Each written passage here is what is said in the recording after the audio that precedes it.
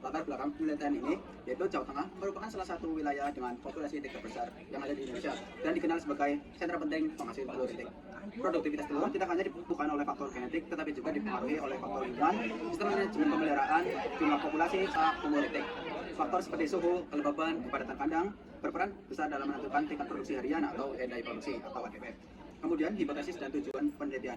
Hipotesis penelitian menyatakan bahwa berbagai faktor lingkungan seperti suhu, kelembaban, dan kepadatan kandang, serta faktor internal seperti populasi dan umur itik bersama dengan perbedaan wilayah diduga memiliki pengaruh terhadap produksi telur atau ADP maupun feed konversi rasio atau FCR.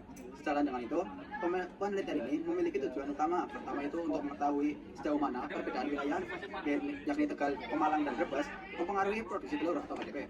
Kedua, untuk menilai pengaruh faktor lain seperti jumlah itik, umur itik, kepadatan kandang, suhu kandang, dan kelembaban terhadap produksi telur harian atau ADP. Di sini itu ada apakah materi yang digunakan sesuai rancangan. Nah, materi penelitiannya itu 120 peternakan itik, masing-masing 40 dari Tegal, Pemalang, sama Brebes. Nah, semua peternakan memiliki kurang lebih 100 ekor dan umur produksi 8-12 bulan. Pengamatan itu dilakukan 2 bulan, mengambil data HDP, FCR, umur, suhu, kepadatan, dan lain-lain.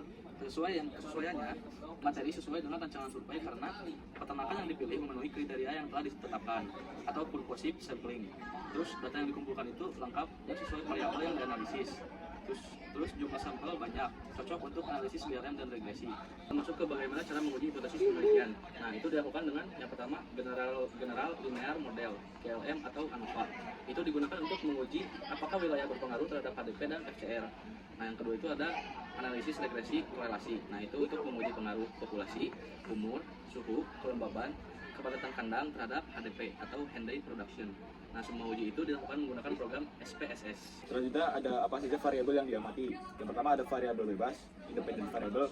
Yang selanjutnya ada wilayah. Wilayahnya itu di Tegal, Pemalang, dan Brebes. Jumlah ternak dalam ukuran ekor, umur ternaknya dalam ukuran bulan, kepadatan kandang, ekor per meter persegi, suhu kandangnya derajat Celcius, kelembaban kandang dalam ukuran persen. Variabel terikat, dependent variable yaitu ada Henday Production atau HDP. Selanjutnya ada feed conversion ratio atau FCR. Semua variabel ini tertera pada bagian material and method. Yang selanjutnya ada mengapa rancangan tersebut dipilih, apakah sesuai tujuan. Pertama, kenapa rancangan tersebut dipilih? Karena rancangan penelitian ini menggunakan metode survei, yaitu purposive random sampling, analisis general model atau GLM, dan regresi korelasi. Alasannya kenapa? Karena survei dengan purposive random sampling dipilih untuk mengambil sampel peternakan yang memenuhi kriteria, yaitu memiliki lebih dari 100 ekor dan umur produksi 8-12 bulan.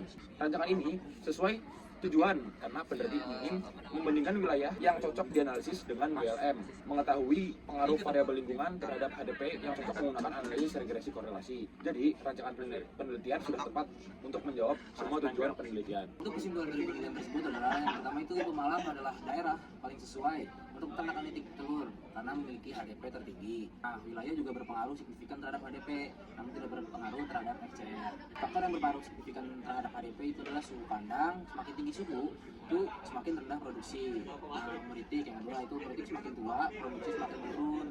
Nah, terus ada faktor yang tidak berpengaruh signifikan itu adalah populasi, kedapatan kandang, kepadatan kandang, kelembaban kandang. Terus ada FCR di ketiga wilayah tidak berbeda nyata. Alasannya itu karena berdasarkan hasil GLM dan regresi, hanya suhu dan umur yang memiliki nilai signifikan, serta koefisien determinasi R kuadrat yang menunjukkan pengaruh tetap.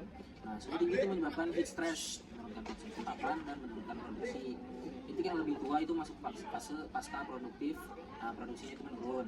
Nah, semua hasil ini dapat dilihat pada bagian hasil tabel 1 dan grafik regresi. Terima kasih.